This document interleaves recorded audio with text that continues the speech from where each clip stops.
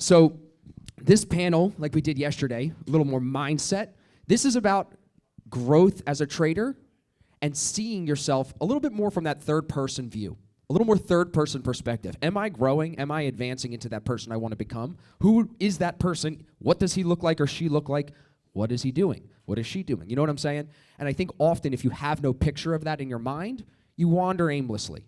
So hopefully through this panel, you can get a clearer picture of how these guys have seen that vision of themselves, the future version of themselves that they wanted to become, and how they stepped into it.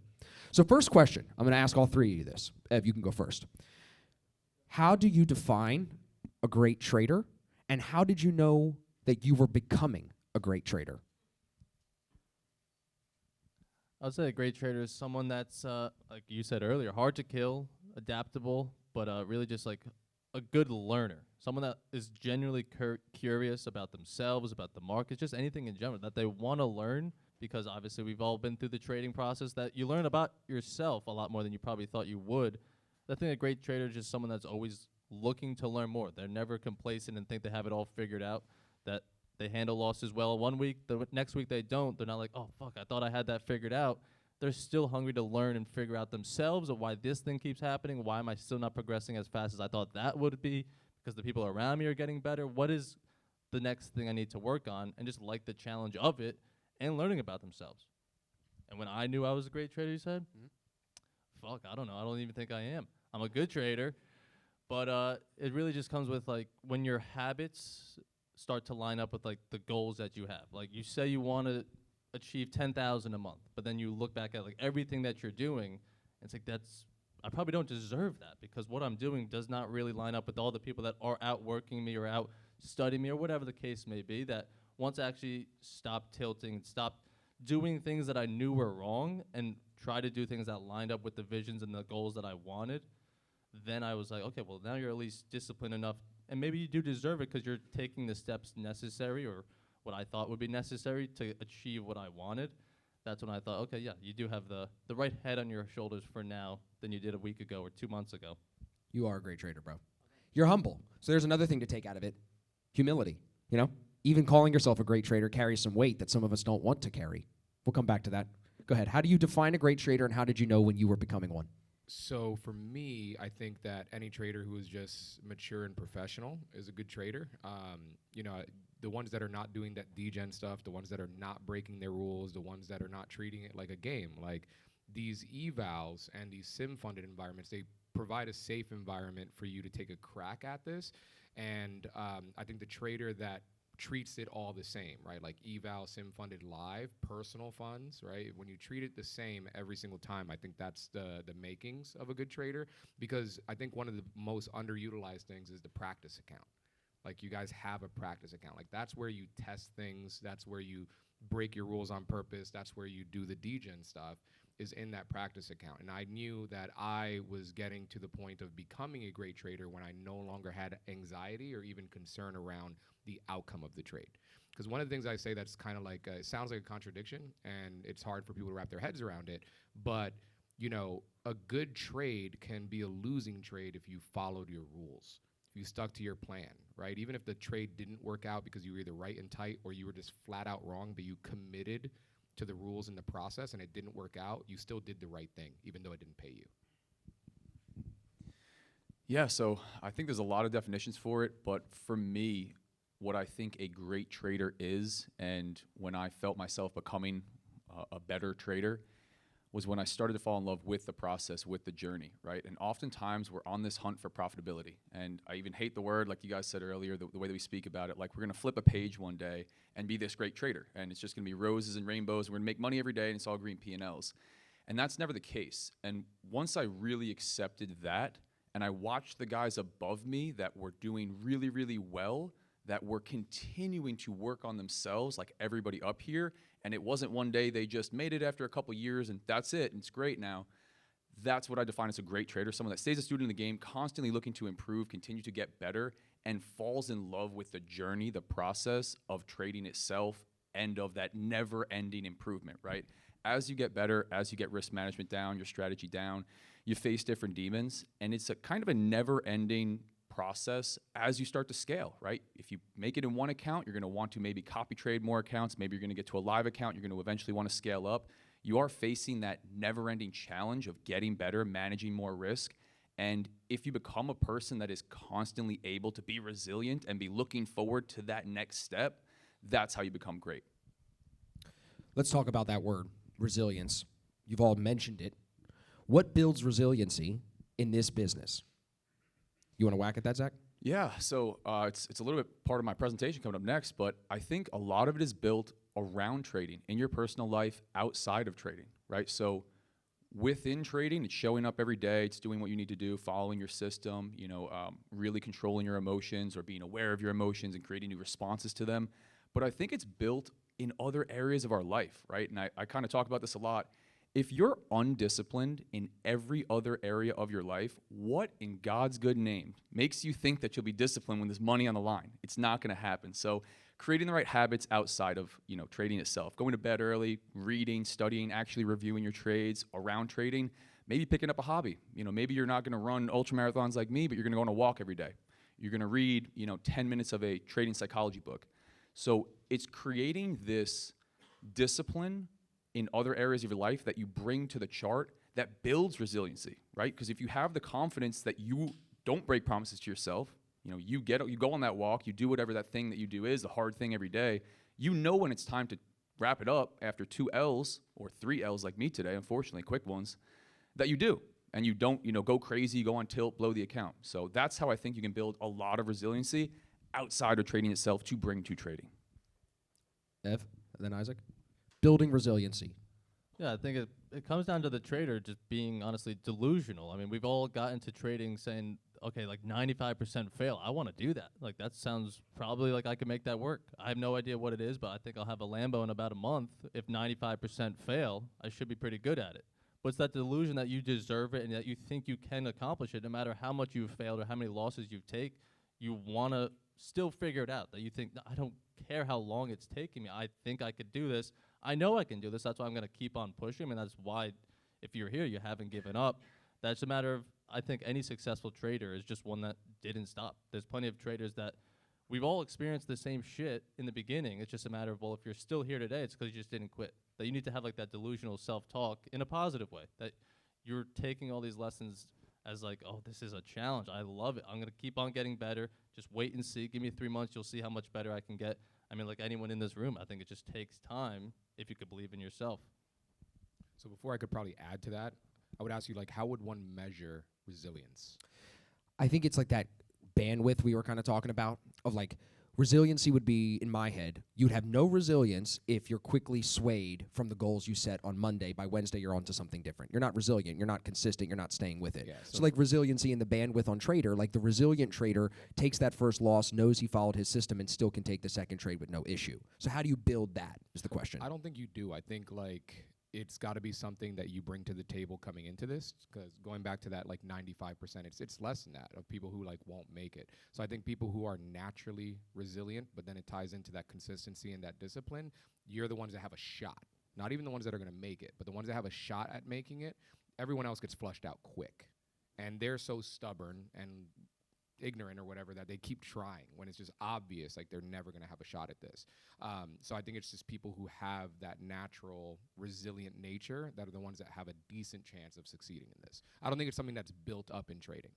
Who here thinks of themselves as someone who is resilient? Oh, see, they hands up fast on that one. That's good. I wonder how much external motivation feeds resilience. You know what I'm saying? I think about it when my dad hated that I was trading and that I dropped out of college. He hated it. So I stopped talking to him. I literally surrounded myself with people that fed me becoming more resilient. Gary Vee, Grant Cardone, people that were motivating me financially or even just through the energy that they put out. That, getting motivated by people, I think helped me become more resilient. Because I don't know if anyone is born as maybe some people are, and they are just resilient. They never give up. You need a little kick. So what do you guys turn to for motivation? Zach, you want to go? What's an external thing that you look to for, let's just call it entrepreneurial motivation? Yeah, entrepreneurial motivation. So I'm going to say probably other areas of my life. External desires. For me, wanting to be able to take care of my family, wanting to be able to give back to the humble beginnings of my mom, my dad, which I've been able to do, gratefully over the last few years, and have more time to spend with nieces, right? Trading provides a lot of freedom and flexibility, this entrepreneurial journey. So I do look to that, right? Like if I'm having a really tough day, I look to that outside source, and I think we all have that. It's gonna be different for everybody. Maybe it's personal, right? It's not as, whatever, it's for the family.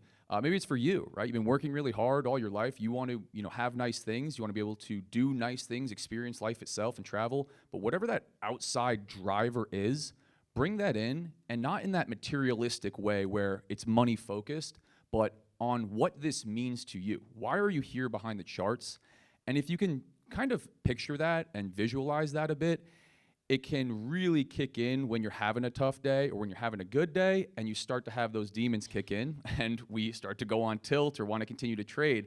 And I reflect on that, and I'll journal a little bit. After a bad day, I'll think, man, what are you doing back here? You're supposed to be doing this as a really serious professional career. Look at what's on the line. Look at what is to be gained and to be lost. And so that's a big motivator for me. Family. What about you, Isaac? Any external motivators that feed you becoming more resilient? Not too much. I think that the more from the outside you allow into trading, I think the higher the likelihood of you not succeeding. So like for me, I love winning, right? And I like money. I like spending money.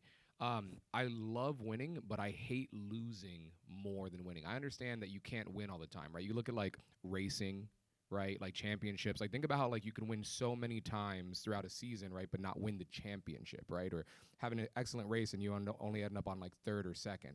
That's fine for me, right? Because there's progress there, there's success there, there's wins there. For me, to lose means you're the bottom of the barrel, right? The loser is like really that last one, and I refuse to lose. Like I've lost so much in my life. I've gotten to the point where I've lost just about everything except for my life and family, right? Where I'm like, I refuse to get anywhere near that side of the spectrum. So it's just like onward and upward. And then I'm just real big on that whole rising tide should lift all ships. So it's like, I don't like winning by myself. Now, if you're not going to get on board, then, right, I'm going to keep going with or without you. However, I'd like you to be there with me, right? Like, let's win together. But that's really just what motivates me is like seeing people succeed. I think that's ultimately how I ended up in this Discord and doing stuff like this, because like I don't have to do this. Like I could be on a yacht somewhere, right? But it's just like I get a lot of gratification and like, I want to see where all of you guys are at 6 months from now. I don't do it for the patent backs, but like when you send me that message and it's just like, yeah, I got my first payout. I got called out to live. I paid off this debt. I took my family on vacation. That's the shit that excites me. Anything from you, Ev? Yeah, I remember when I was first starting out, for anyone that doesn't know, I have 2 older brothers, and to tie it with Isaac, at first I was like, it was like egotistical. I was like, I want to be like special, like different. Like I just want to, like they're just better than me. They're older than me, cooler than me, taller, everything. I just like, I need to stand out and be like special. I want your brother. But then as I got older, it was, I want us all to eat. Like I don't want to take down my own brothers. Like I was like jealous of them, or I thought they were cool at first, but then it was like, let's just all eat together. Like there doesn't have to be one stand out. And then to tie it to also, it's just family, of like just wanting to have control of my own life, to take care of my brothers and my parents and my whoever. And I don't have to be special to do that. I could have everybody be included in that. And just for anyone, it's like the challenge and the love of winning, that every day is somewhat the same, but it's also like you think you have it figured out and there's a new challenge, there's a new stressor, there's a new something, that there's just always something. It's never a dull day in trading. That just exciting, and I would rather that than a cubicle job for sure. Is anyone in here super self-motivated? Yeah? A little bit.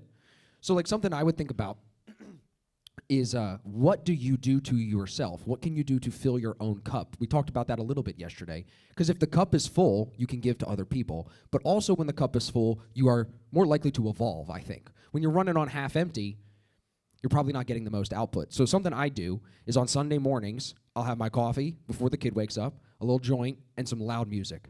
Set the state, right? The sounds, the smell, all of that changes the way you think. I can sit there, not just plan my week, I now start to plan the entire month. As an entrepreneur, not just my trading, I know what I'm going to do. I'm going to be in the chat with David and Evan, and we're going to just do what we do.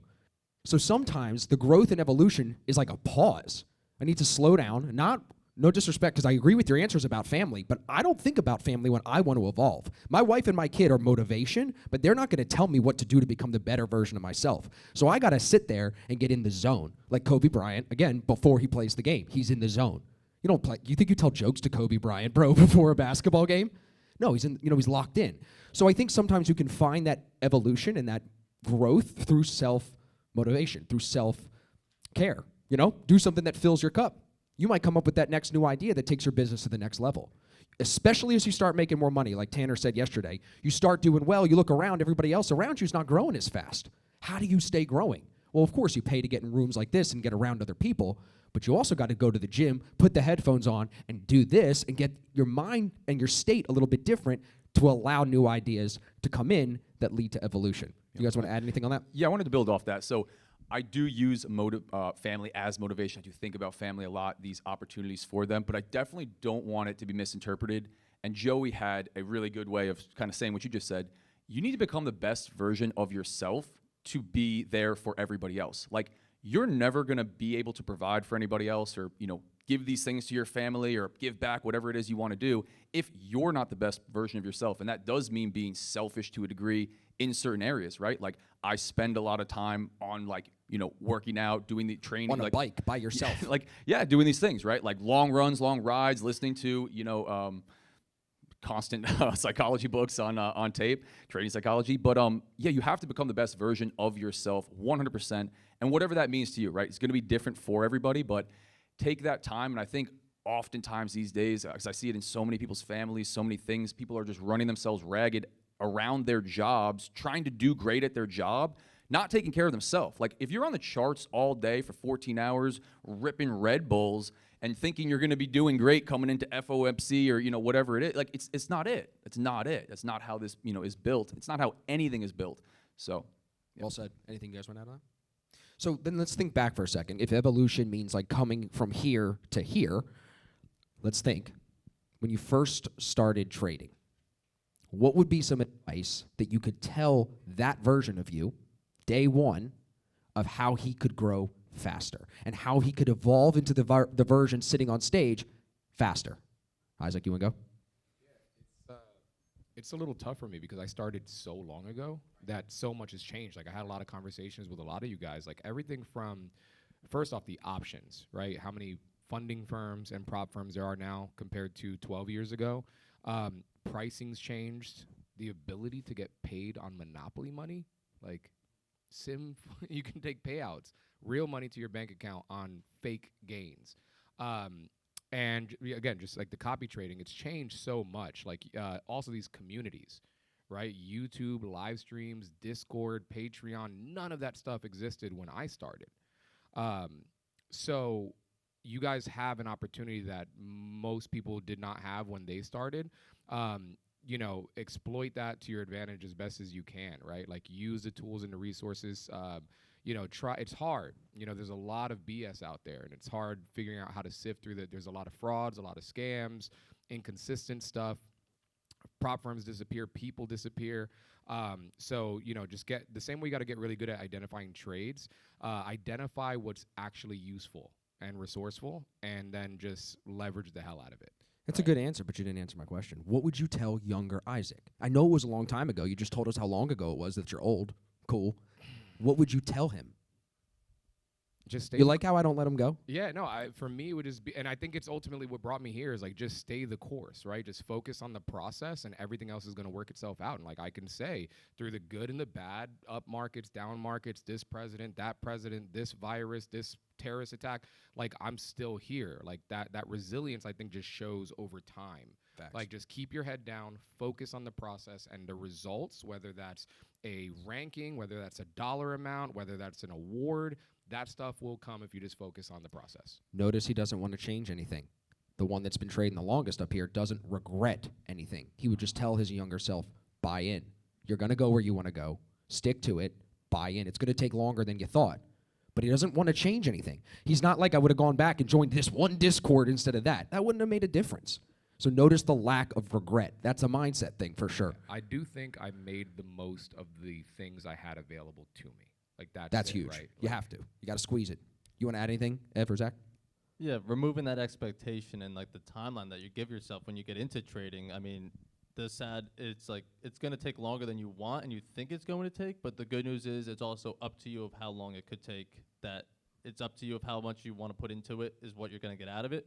That I remember in the beginning of my trading, at least, thankfully, I didn't really have much expectations of it, of making it work super fast, or I needed to work out super fast, so I was willing to give it as much time as it needed to. So I was fine sucking in the beginning because I was aware of it. I was expecting it to. So I think if you just remove the expectation and, like Isaac was saying, just trust the process that this is just what I have to go through. This is what everyone has gone through, and if I could just make it to the other side, I will be where they're at, whoever you're looking up to. That the only way to not get where they're at or whoever you're looking up is just by quitting. That's the only way. That's just a matter of, it may take you 2 years, it may take you 3, some may take 6 months because of whatever past experience they've had in the market or not the market, that you can't compare yourself to others of, I feel like I'm not progressing enough. I feel like I should be further along because the people around me are doing so much better. Who cares? Stick in your lanes, trust your own fate and in your future. And like I said, it's in your hands. That if you give up, that's the only way you're going to quit. If you quit, that's the only way you're not going to make it. But yeah, trusting the process, I wouldn't change anything either. And I wouldn't even know, nothing would make a difference. I mean, y'all don't know. I picked up Evan when he was 8. We brought him into the academy. He's been with us forever. Like, basically like the Messi of trading, Hasn't seen his family in 10 years. Go ahead, Zach. Yeah, so for me, again, not changing anything I think is great because everybody's on their own journey and you can't go back and look at anything with regret. But something I would tell myself would be to slow down, size down, and slow down. There's a great example from Best Loser Wins, Tom Hogarth. It's a tightrope example. I think it's from that book. It is. Yeah. But essentially, if you wanted to learn how to walk across a tightrope in between 2 buildings, that was the goal. You wouldn't put it in between 2 buildings and try to walk across it, right? You'd put it in between 2 trees where it's 4 inches off the ground, where risk is very low, and you'd walk across it 1,000 times. And if you did step off, you'd lose $50 in a prop account, not thousands of dollars like I was doing in live Forex funds and crypto before that. And many of us do, just come in way too hot. And then as you raise that tightrope up, nothing changes. You're walking across the same tightrope, same distance, but something does change. Your knees get weak, palms get sweaty, you're nervous, there's risk on the line. You're not able to think about just walking across the tightrope, just trading, just executing your system the same way as when it's on the ground. So many of us want to get to where we're walking across that tightrope in between 2 buildings. There's no rush to get there, and you're making the risk and you're putting the game in impossible mode. When you fall off, you're losing way more than you need to in capital. You're paying that tuition way more than you need to, and you're never able to think about actually just walking across the tightrope and giving yourself a chance to learn that. So slow down, size down. There's always room to scale. There's infinite opportunity now with prop firms and monopoly money. It's one of the best times, in my humble opinion, to be a trader as far as I'm aware. The best. Yeah, so you got time. That's what I would tell you. Yeah, that's what I would tell yourself. You do have to size up. You have to challenge yourself continually. That's part of the journey. But, some of you guys are only a year in, a couple years in. If you're oversized, there's no amount of psychological, what's that Brett Steinberger quote? There's no mental amount of psychological work that you can do that will help a vastly over-leveraged trader. So size down, slow down. Were you going to jump in on that, Isaac? No. Okay, great stuff. Thoughts so far? Anything you guys want to hop in on? I got a good question to finish this panel. What does the next version of yourselves look like? Everyone looks at you. Richer. Good answer. Ideally for everyone in the room. But think about it, right? You're now in the position, you're on the stage, everybody wants to learn from you. They're not really thinking to themselves until I just said that. What do you think this guy's going to be doing in a year or 2? They're focused on themselves. So I think it'd be super insightful to hear from you guys as far as like, what are you doing to continue to grow and evolve? And what does that next version of you look like? Go ahead, Zach, and then Ev. Sorry. Yeah, so I think it's just that never-ending getting better. So like right before this panel, I'm talking to Isaac about, his system, his approach. Even 6 years in, I'm taking payouts every month now from Top Step, multiple. Last month just took the payout. So, I'm at that spot, but I'm still looking to improve. So the better version of myself, I think, would be just personally for me in these markets, it's tricky. And something that's helped me has been getting a little bit more objective, and this is kind of technical, but just objective with my levels, with the tools that I'm using. So I've come to volume profile levels over discretionary support and resistance, a little more objectivity in my trading where becoming very discretionary, using my intuition, using my subjective interpretation of price action was very helpful. I have to question, within my results, how much that's helping me versus hurting me. So just improving, continuing to improve as a trader, getting more consistent, and continuing to scale, right? We all have to face this never-ending raising up of that tightrope, and it's the same tightrope that we're walking across, but as more money is on the line, more accounts are being copy traded, you're in a live account and you want to scale up, you have to become that, great risk manager that can trade large size. So I think in a couple years from now, that's where I'm at. More consistent, better win rate, better R multiple, which we're going to talk about next, and manage more size. I like it. Go ahead, Ev. And then Isaac. Yeah, I think I probably have a Lotus, pull it up next to this guy's, and then we'll pull up to the yachts together and just be flexing our cash. But in the future, I think it's really about, for me, scale and getting better at risk. I mean, per account, I'll look like a $3,000 loss per account. I'd be like, oh, shit, that's going to be a bad one. That's going to be a bad look. But I want to get comfortable. That's not actually a larger trade. That's your normal risk now because your account's 50,000, 60,000. That you have a large buffer. It's all relative, right? Everyone's, oh, I took a massive loss today. It was like $500. It's like, yeah, at one point that is a big loss. Then 1,000 is, then 2,000 isn't even big when you were complaining about $200 losses in the past. I just want to get better at risk, my perception of it, so that I can scale quicker. Because, I mean, I'd love to have $50,000 months, but it's like, holy fuck, $10,000 loss in one day. I'm not going to accept that very well today, but I like to get to the place where it doesn't really trigger too much emotion. Block out the P&L, just make it tick some points. It's a little bit easier. I want to double up in size. It's even in a decade, it's been hard for me to become a 5+ contract trader. So I don't think it'll be by the end of this year, but at some point next year, I'd like to be trading up to 10 contracts. Because again, it's all the same, right? It's just, do you have enough equity for that drawdown? I think copy trading is the way. What would I have changed? Copy trade. Like when everybody else was doing it, I was too proud to copy trade. Just because it's a real easy fast track way to scaling up. So personally, I just want to like double my size. Well, more than double my size. I want to get up to 10 contracts on a regular basis, and then more intermediate term, I want to trade some institutional money. So I want to pull some funds together and trade like $5 million or something. I think to double your size, they sell a pump for that. I tried it. Doesn't work. Come on, it's Friday. Somebody Doesn't got work. that. That was good. Come on. I can confirm that it does not work. It does not work. I'll jump in on this one because I want to share something. I think what I'm going to try to do as I go forward is be more balanced. I want to be a better person to people that I'm close to. I want to be a better father. I think if I focus on those things, like actually being a better human, I'll probably trade better. Because I'm Jewish, I'm naturally attracted to making money. So like I just got to align the stars, and the God should do the thing that he's supposed to do. But I'm serious because I think often we do get into this mode that they are coming through. They are coming through the dirt as a trader and coming out of it, right? And a lot of you probably think you're still in the dirt. While you're in the dirt, don't neglect the things that make you actually like have value in the world. Because do you really think whether you make 60 or 600 grand in a day that actually to other humans makes you more valuable? Maybe it gets you a promotion. Maybe it gets you another beach house. Maybe it gets you a nicer car. But does it truly make you more valuable to just make more money? You be alone. You're that lonely rich guy or girl sitting in the mansion killing himself, literally.